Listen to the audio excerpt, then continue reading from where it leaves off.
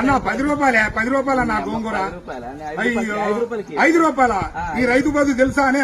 ఈ రైతు పత్తి పండించినా, మిర్చి పండించినా, శనక్కాయ పండించినా, ఏం పండించినా ఏం ఫలితం ఉంది ఆ రైతు కాడ? అరే రైతు బాధ తెలుసానే అన్నా? ఇది ఒకటి తెలుసా? రైతు బాధ తెలుసా? నేను ఒక పంట పండించిన రైతు పత్తి ఏ ఫలితం లేకుండా రైతునయ్యి పుట్టినాను, రైతునయ్యి పెరిగినాను, రాయినయ్యి నేను పుడితే రంది లేకుంటుందునయ్యా.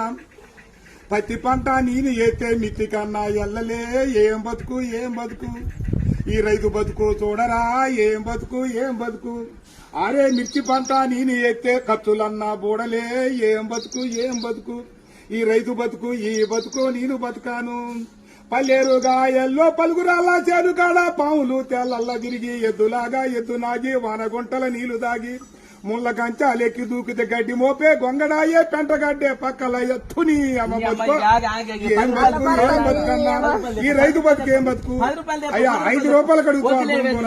6 నెలల బట్టి సాదుకొని నీ ఇంటికి వచ్చి బండి 5 రూపాయల కోసం అడుగుతావు. ఈ రైతు బతుకు ఎక్కడన్నా చూసుకోలేవా? అయ్యయ్యో.